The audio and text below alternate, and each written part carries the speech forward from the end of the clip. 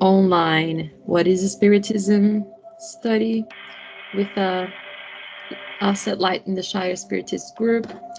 And I'm Fran, and we also have Flavia here with us. And we are going through the last chapter of this amazing book, What is Spiritism? Now we moved on to the solution to a few problems by the means of the Spiritist philosophy.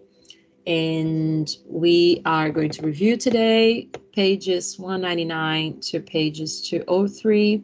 So it's the part one of this last chapter. And we're going to be talking about human beings during their time on Earth or doing incarnate life. So thanks for being with us.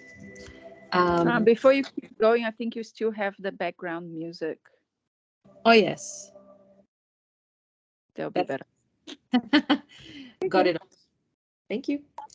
So in the previous class, we were reviewing the concepts of the soul, everything to do with the soul, the spiritual components of our beings, all the layers of the spirit. So we reviewed the perispirit, the spirit, the fluidic or emotional body, how we discuss how the spirit needs the physical body to be able to progress, and how is it that we all can learn through the different lifetimes that we have and with the opportunities that are given as incarnate souls, and also what we learn when we are in between lives.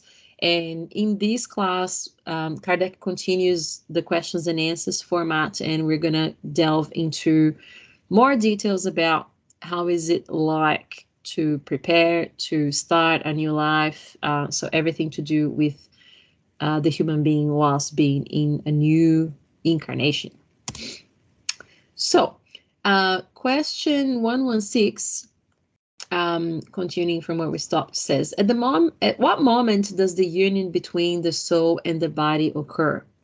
So Kardec asked the spirits, and the answer was, at conception, the spirit, although still in the errant state, becomes connected by a fluidic tie to the body with which it is to unite. So I'll just explain as we go through each of the details of the answers here so we can digest the information. So André Luiz gives us additional information on this, saying that the spirit actually creates with its mind, if the spirit's evolved enough, or with the assistance of what they call constructive spirits, spirits that understand everything to do with the laws of genetics, of cell multiplication, body development. And the spirit has the perispirit, like we mentioned in the last class, the model from which the body will be created at a reduced form, but containing all the genetic information, everything that say project will be when it's finalized. So the union between the spirit and the new body when we are incarnating is done at that stage, before the fetus, I guess, the physical part of the body that we will be using is all developed. So the connection is gradative, and what we've learned through Spiritism, it actually starts from conception and it continues all the way through to our childhood when we are about 7 years of age. So that's the information we have additionally to this. But this concept that Kardec explains is quite important, is that moment where this process starts. So he says this tie, so the fluidic tie connecting that new physical element and the spirit, the fluidic body and the mind of that spirit, is it tightens as the body develops. So it starts with a connection, but not so deep, and then it develops as the body develops all the way through 7 years of age. From then on, the spirit is overcome by a sort of confusion that continues to increase.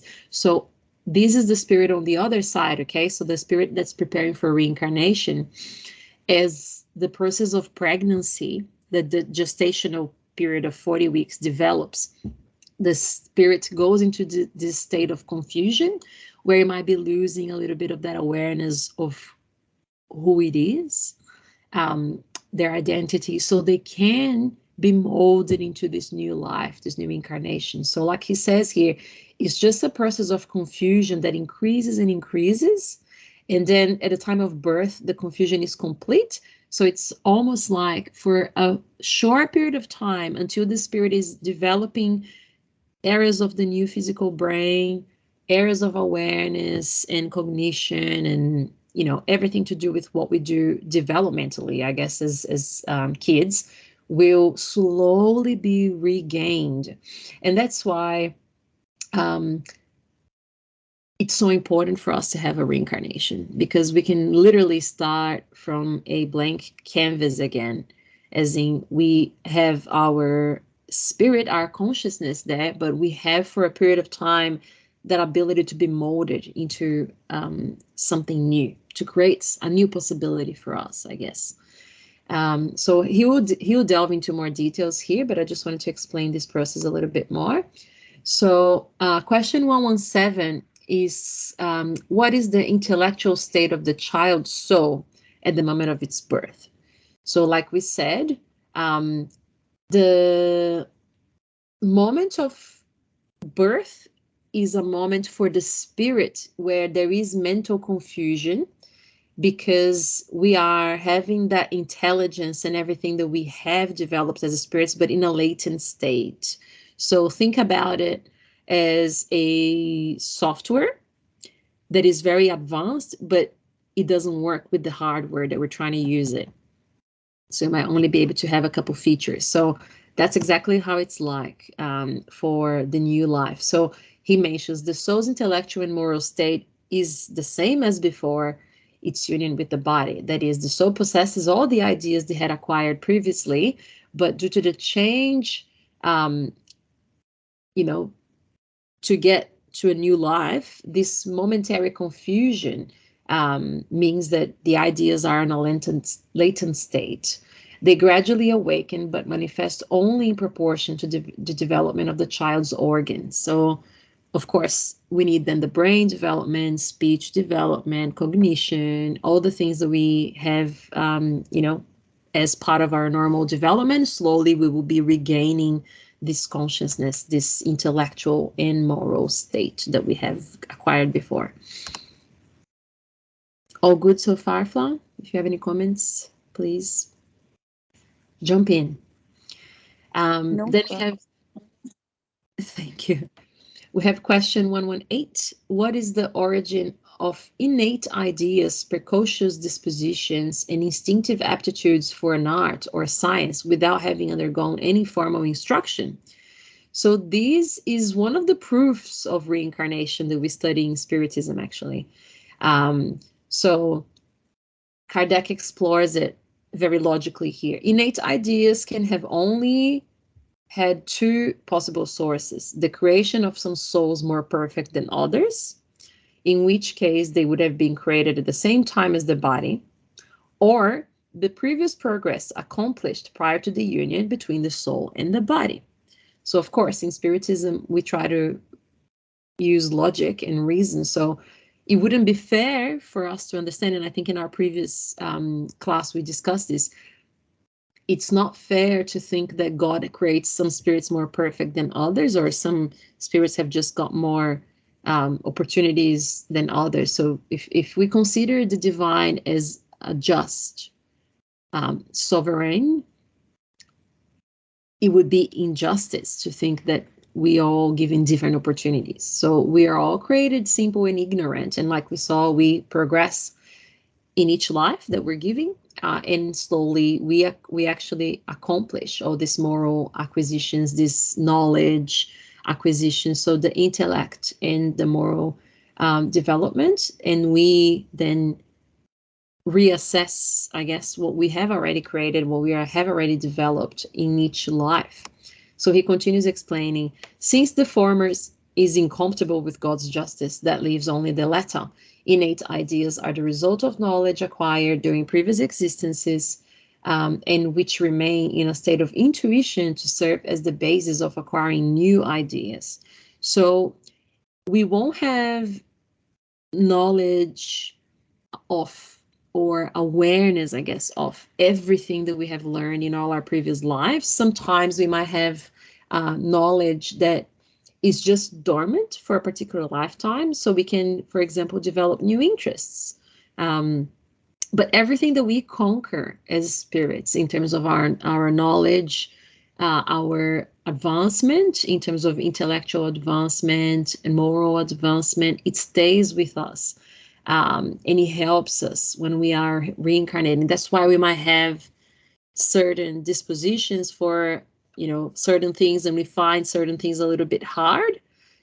In terms of even like scientific knowledge, it might be that we haven't had developed that area of knowledge in our previous lives, but something that we are pretty comfortable with, knowledge that we can easily relate to, and etc. It might be that we have had experience with those knowledge, lifetime experiences, etc. before. Then question 119, he asks, how can geniuses appear in social classes deprived of any intellectual education? So again, another proof of what we were just talking about. This fact shows that innate ideas are independent of the environment in which people are educated. Both the environment and education developed innate ideas, but they do not provide them. Persons of genius are incarnations of already advanced spirits who have already progressed significantly. Thus, education may not provide the instruction they still lack, but it cannot provide geniuses where there is none. So a genius is someone who, like we described before, has made a lot of efforts into acquiring a knowledge in a particular area, and that part of their intelligence is already developed, hence why they're so good at it. And of course,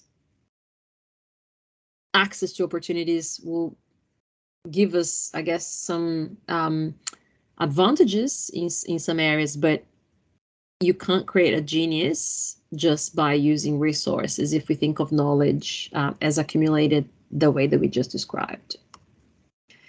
Then question 120, he asks, why are there children who are instinctively good in a wicked environment and in spite of bad examples, whereas others are instinctively evil in a good environment and in spite of good counsels?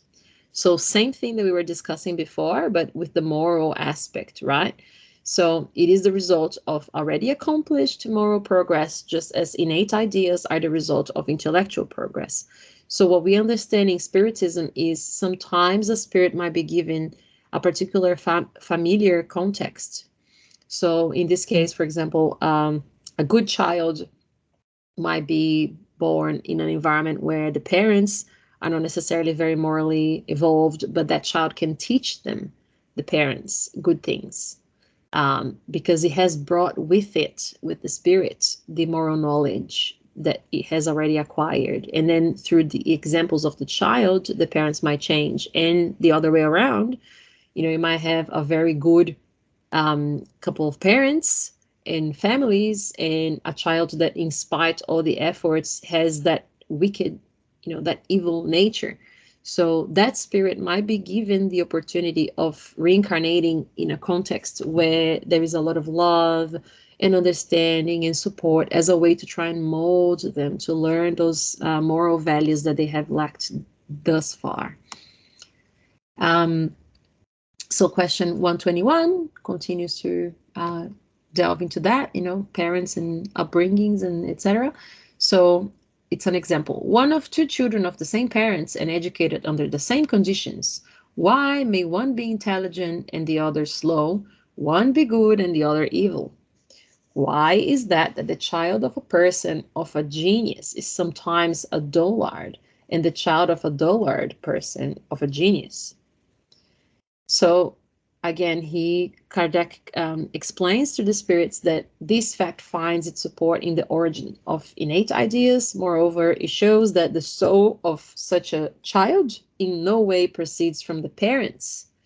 Otherwise, in virtue of saying that the parts is of the same nature as the whole.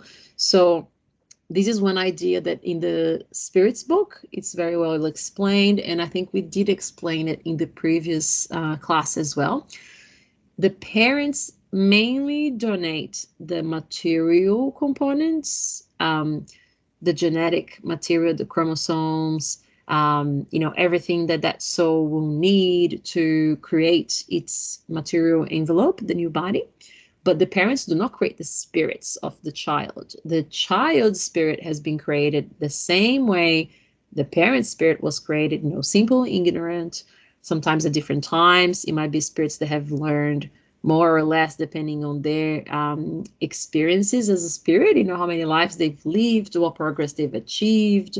But their progress is not dependent on the nature of the parents, because the spirit has its own moral and intellectual acquisitions and development separate from the parents, like we just described. So he continues saying, the parents will transmit their qualities and defects to their children, just as they transmit the principle of their corporeal qualities. In procreation, only the body proceeds from the body, whereas the soul are independent of one another.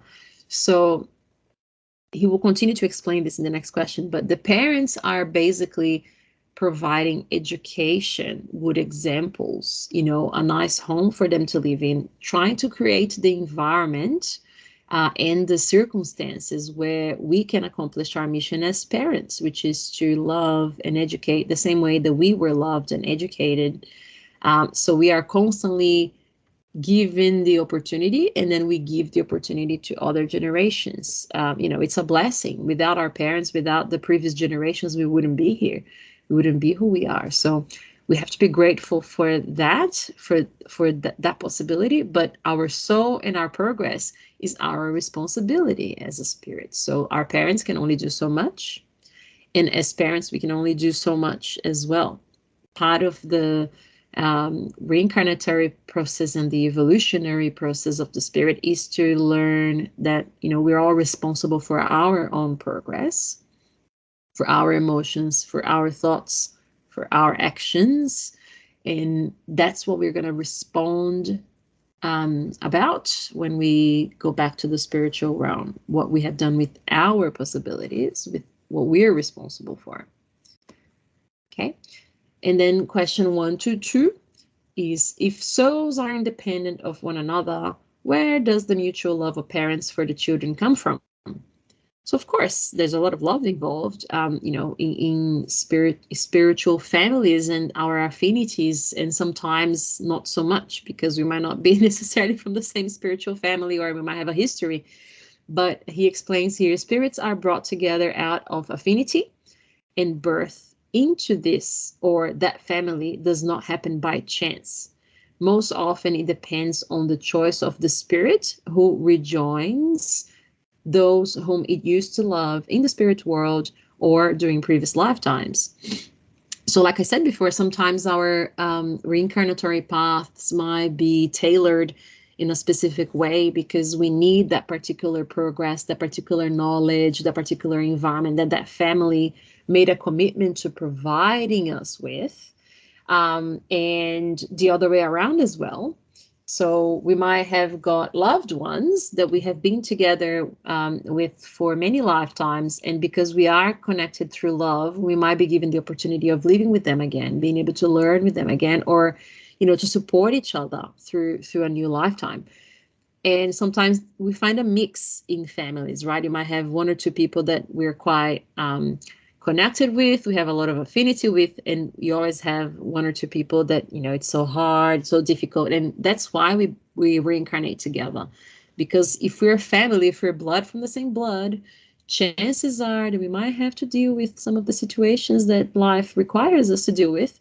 and we might be giving the opportunities to then, learn to love those we haven't learned to love yet, learn to forgive the ones we haven't learned to forgive yet, just learn from being together, and having an opportunity to sometimes give back to people we have taken things from. So, think about that difficult family member that we all have.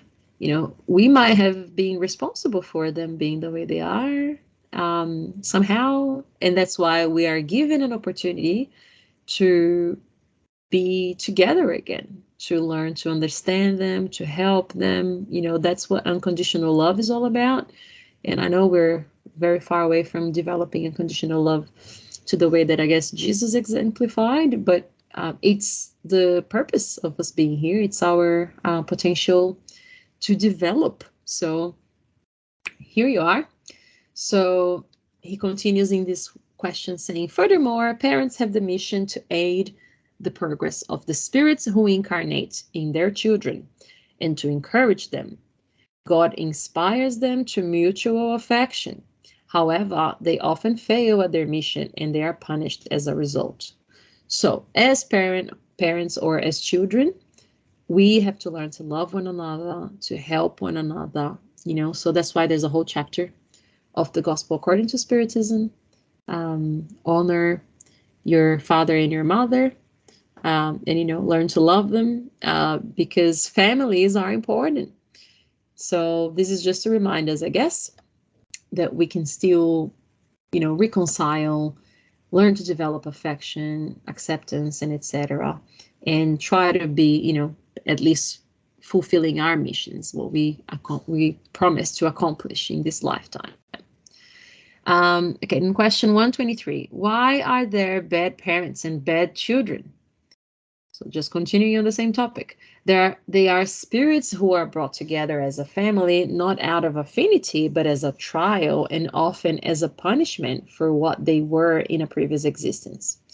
One parent is giving a bad child because he himself or she herself was perhaps a bad child. In order to undergo the punishment of talion, the child is giving a bad parent because he or she was a bad parent. So, it was a very, very, one for one, an eye for an eye here, saying that, explaining it through the talion law. But I like to see it, and I think other ideas in Spiritism were developed more as in understanding that we are recreating balance, or we are negativating our debts. Not necessarily just as punishment, because punishment doesn't necessarily teaches anything, but as an opportunity to understand, to learn, to practice what we are learning. Oh. In question 124, why do we find certain persons born into a lowly condition possessed of instincts of dignity and greatness, whilst others born into the upper classes display instincts of a lower nature? So again, this is an example of an intuitive memory of their character and their social position they occupied in a previous existence. So we all show as spirits the characteristics that we have developed and consolidated through many lifetimes. So basically, we come back to this life displaying exactly what we were in the previous life. So sometimes we might be in a different class, but our instincts, our habits, our dispositions are all very present. Question 125, what is the cause of the sympathies and antipathies between persons who meet for the first time? So again, great explanation of the reincarnatory process, right? They are most often persons who once knew and perhaps loved each other in a previous existence and who, upon meeting once again, are attracted to each other. So when we meet someone and we, click, I guess, we really like that person, it feels like we've known them for a long time. We have this feeling of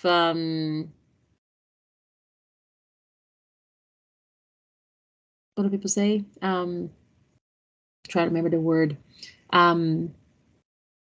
Familiarity, I think it's the word, oh, this relationship feels familiar, like, it's like we have been friends before, or we've lived together before, or something like that. So yeah, that could have happened.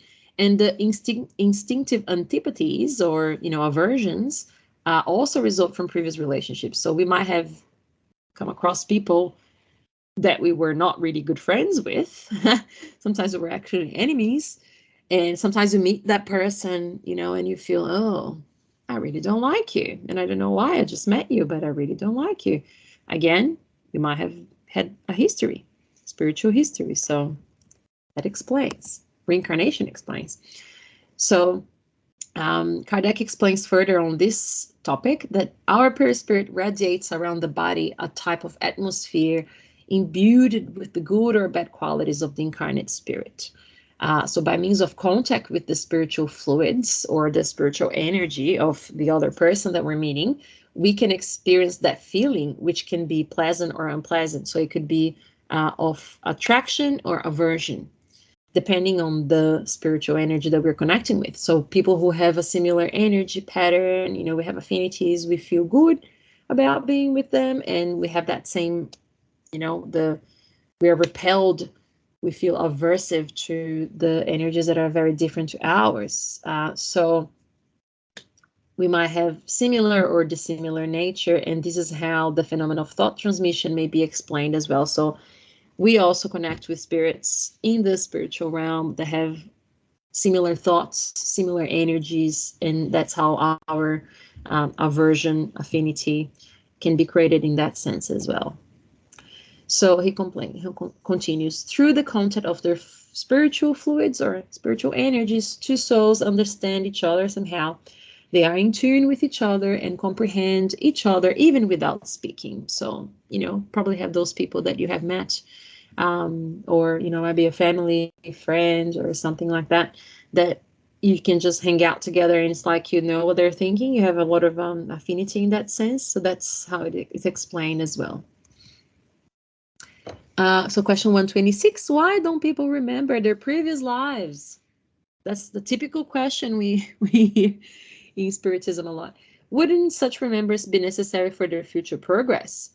So basically, Kardec explains that having that memory of previous lives can actually be very challenging. Imagining all these things that we were just talking about, someone we have done something really bad for, someone we've hated, all these different things that we have done in the past. Imagine living with a conscience of, I don't know, we just have to look at human history and we see that we were not very good things not so long ago. So, the feelings of guilt, remorse, or hatred for people that we might have had difficulties with, like they might have done really bad stuff to us, we might have done really bad stuff to them. It would be nearly impossible to live a balanced life if we have all those memories. So because God's so merciful, we actually have this blessing of the temporary forgetfulness of the past. So we can actually enjoy this new experience of our new reincarnation without having all this burden, all this energy, all these, interruptions. And then question 127, what is the origin of the sentiment called conscience? So he reminds us it is the intuitive remembrance of the progress accomplished in previous lives and the resolutions made by the spirit before incarnation. Resolutions, it does not always have the strength to keep once incarnated. So conscience, and developing this commitment, this idea of the commitment to ourselves, to our progress, is an important concept, but we sometimes overpromise and underdeliver when we're here because we get lost in our illusions of reincarnate life. It's pretty normal, but we do have a conscience, meaning we have everything imprinted in our souls. Our spiritual brains have all these records of memories and all that. So, eventually we come in contact with those again and we understand things again. Question 128, we're nearly wrapping up. Do humans have free will or are they subject to fatalism? So this is one of the beautiful things that Spiritism clarifies as well. We are not just subject to fatalism. We do have free will. Human free will is a consequence of God's justice, the attribute that gives them their dignity and lifts them above all other creatures. So free will is the difference between us and animals, beings that are less evolved. It's because we can choose what to do with what we're given today, with the opportunities that we were given at the time we were created as spirits. And we, of course, live the consequences of our choices. So he mentions this is so very true that the esteem they have for one another is due to their free will. Those who lose our free will accidentally because of sickness, insanity, chemical dependency, or mental impairment, we are pitied or treated with contempt. He mentions here materialism, which makes all the moral and intellectual faculties depend on the physical body, reduces humans to the status of being machines without free will, and consequently with no responsibility for the evil or merit of the good that they do. So we know that if we have lost our free will because of one of these things that we mentioned just before, it's temporary because the material part will, fade and the spirit will regain consciousness again. Did God create evil? So that's a very interesting question too. God did not create evil, but established laws, and these laws are always good because God is supremely good. Those who obeyed them faithfully would be perfectly happy. But since spirits have free will, they do not always obey them. Evil is the result of their breaking these laws. So we create evil because we are still imperfect and we break these universal divine laws that are governing life.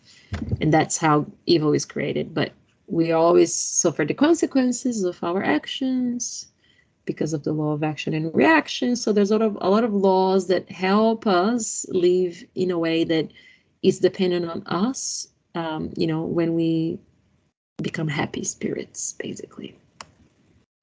So are humans born good or evil? So we have, in essence, we have got the potential to be good and evolved and happy.